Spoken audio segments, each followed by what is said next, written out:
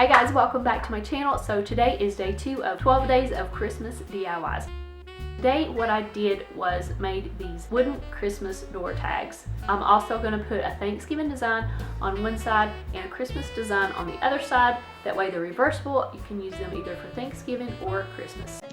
So some of the materials that you're going to need are these wooden tags, and I'll show you how I made those. Also need some paint brushes, some jute cord, and some ribbon. I believe I got this at Walmart. It's 9 feet long, and also some different paints. I'm going to be using this chalk paint in silver lining and red and black and white. So I cut some strips of thin plywood, 1/4 inch plywood, 18 inches by 5.5 inches. And for the corners of the tags, I measured in 1 1/4 inches at the top and 2 1/4 inches on the sides and connected those marks together.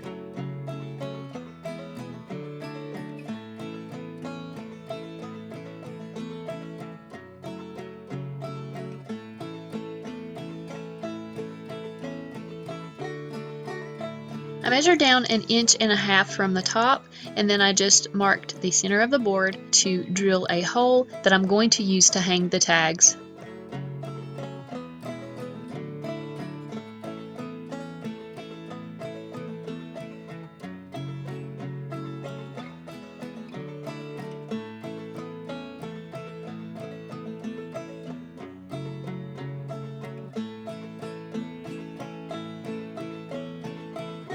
I'm using a flat white paint.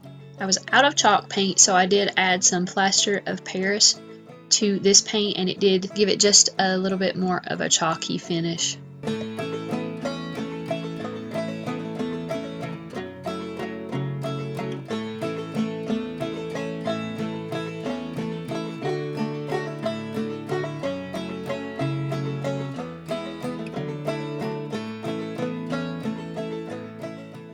Once the paint was dry, I just used this Waverly chalk paint in the color Silver Lining, and I just used it to dry brush along the edges and around the sides, and that just kind of gave it a weathered, rustic look.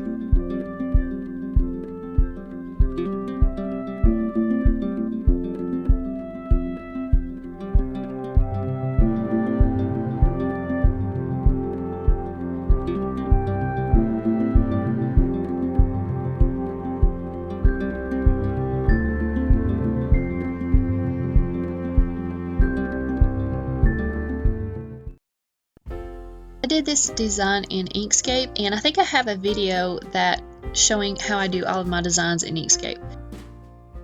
The font that I'm using on this is called Velvet Berries. If you'll remember the video, you probably have seen the blessed sign. That is the same font that I used on that. So this is called Velvet Berries, and I just am changing the swashes. It comes with a lot of swashes, left swashes, and ones you can add on the right of letters. And I just added those, and then once I had the design the way I wanted it, I just downloaded it as a PNG. And I had a question on how to upload it into Design Space. When you're in Design Space, you go to Upload, and then you click Upload Image, and then you can either browse where you have saved it on your computer or just open your file menu, and then you just click on the file that you want to upload and drag it into your computer screen, and it will automatically upload it into Design Space. And from there you can remove any areas that you don't want to cut. You'll save it as a cut file, and then you'll have it on your canvas.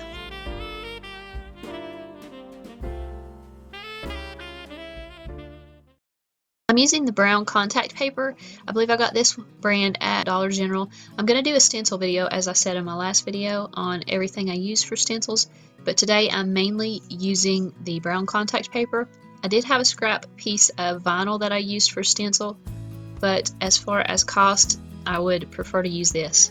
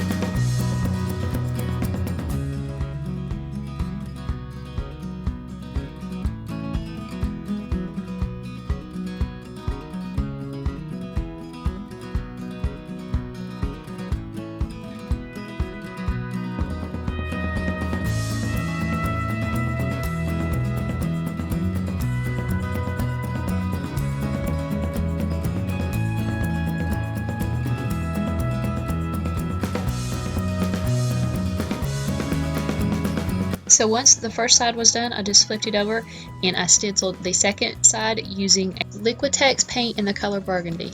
Then I looped my jute cord through the holes that I drilled in my boards, and I tied a knot probably 7 or 8 inches above the top edge to hang it. And then I just took my ribbon and made a bow and tied it together with the ends of my rope.